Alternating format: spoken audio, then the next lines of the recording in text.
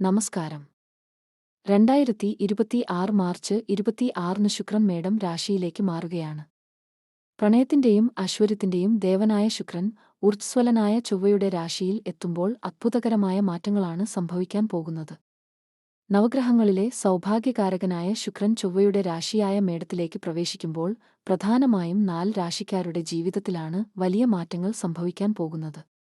പ്രണയവും ആഡംബരവും അധികാരവും ഒത്തുചേരുന്ന ഈ അപൂർവ സംഗമം ആർക്കൊക്കെയാണ് ഗുണകരമാവുക എന്ന് നോക്കാം. ശുക്രന്റെ മേടം രാശിയിലേക്കുള്ള ഈ മാറ്റം ജ്യോതിഷപരമായി വളരെ പ്രധാനപ്പെട്ട ഒന്നാണ്. ശുക്രനും ചൊവ്വയും ഒന്നിക്കുന്നതിലൂടെ പ്രണയത്തിലും ഊർജ്ജസ്വലതയിലും വലിയ മാറ്റങ്ങൾ സംഭവിക്കാം. മാർച്ച് 26 നടക്കുന്ന ഈ സംക്രമണം 4 രാശിക്കാർക്ക് സവിശേഷമായ ഭാഗ്യങ്ങളാണ് കൊണ്ടുവരുന്നത്. മേടം രാശി. ശുക്രൻ നിങ്ങളുടെ സ്വന്തം രാശിയിലേക്കാണ് വരുന്നത്. അതുകൊണ്ട് തന്നെ ഈ മാറ്റത്തിന്റെ ഏറ്റവും വലിയ ഗുണഭോക്താക്കൾ നിങ്ങളായിരിക്കും. നിങ്ങളുടെ ആകർഷണശക്തി വർദ്ധിക്കും, വ്യക്തിത്വം കൂടുതൽ ആകർഷകമാകും, പുതിയ പ്രണയബന്ധങ്ങൾ തേടിവരും.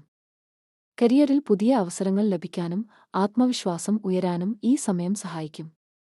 പക്ഷേ ശ്രദ്ധിക്കണം, വേഗത്തിൽ പ്രതികരിക്കുന്നത് ഒഴിവാക്കണം. ഇടവം രാശി. ഇടവം രാശിയുടെ അധിപനാണ് ശുക്രൻ. നിങ്ങളുടെ രാശ്യാധിപൻ 12ാം ഭാവത്തിലേക്ക് മാറുന്നതോടെ വിദേശയാത്രകൾക്ക് വഴിതെളിയും. ആഡംബര വസ്തുക്കൾ സ്വന്തമാക്കാനും ജീവിത സൗകര്യങ്ങൾ വർദ്ധിപ്പിക്കാനും നിങ്ങൾക്ക് സാധിക്കും. പെട്ടെന്ന് ചെറിയ ധനലാഭങ്ങൾ, വിദേശവുമായി ബന്ധപ്പെട്ട അവസരങ്ങൾ, ജോലിയിൽ സ്ഥിരമായ മുന്നേറ്റം. ചെലവുകൾ കൂടുമെങ്കിലും അത് നിങ്ങൾക്ക് സന്തോഷം നൽകുന്ന കാര്യങ്ങൾക്കായിരിക്കും. അനാവശ്യ ചിലവ് കുറയ്ക്കണം. ചിങ്ങം രാശി. നിങ്ങളുടെ ഭാഗ്യസ്ഥാനമായ 9ാം ഭാവത്തിലാണ് ഈ മാറ്റം നടക്കുന്നത്. ഭാഗ്യം നിങ്ങളെ എല്ലാ കാര്യങ്ങളിലും തുണയ്ക്കും. ജോലി, ജീവിതത്തിൽ പുതിയ അവസരങ്ങൾ. ദൂരയാത്രകൾക്കും ഉന്നത പഠനത്തിനും അനുകൂലമായ സമയമാണ്. പിതാവിൽ നിന്നോ മുതിർന്നവരിൽ നിന്നോ വലിയ സഹായങ്ങൾ പ്രതീക്ഷിക്കാം. മുടങ്ങിക്കിടന്ന പ്രോജക്റ്റുകൾ വേഗത്തിൽ പൂർത്തിയാകും. അതിയായ ആത്മവിശ്വാസം ഒഴിവാക്കണം. തുലാം രാശി. ശുക്രൻ നിങ്ങളുടെ 7ാം ഭാവത്തിലേക്കാണ് പ്രവേശിക്കുന്നത്. പങ്കാളിത്ത ബിസിനസ്സുകളിൽ വലിയ ലാഭം കൊയ്യാൻ ഈ സമയം സഹായിക്കും. വിവാഹകാര്യങ്ങളിൽ തീരുമാനമാകാനും ദാമ്പത്യ ജീവിതത്തിലെ അസ്വാരസ്യങ്ങൾ മാറി സന്തോഷം വരാനും ഈ ശുക്രമാറ്റം കാരണമാകും. ചെറിയ തെറ്റിദ്ധാരണകൾ ഒഴിവാക്കണം.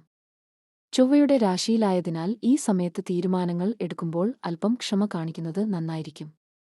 ശ്രദ്ധിക്കേണ്ടത്: ഈ സമയം നല്ലതാണ്, പക്ഷേ പെട്ടെന്ന് തീരുമാനങ്ങൾ എടുക്കരുത്.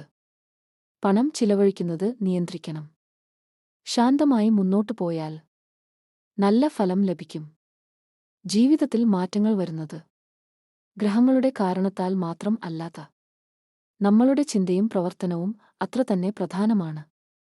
അതിനാൽ ശാന്തമായി ആലോചിച്ച് മുന്നോട്ടു പോകൂ. നല്ല സമയം നിങ്ങളെ തേടി വരും. ഈ 4 രാശികളിൽ ഒന്നാണോ നിങ്ങളുടേത്? കമന്റ് ചെയ്യൂ.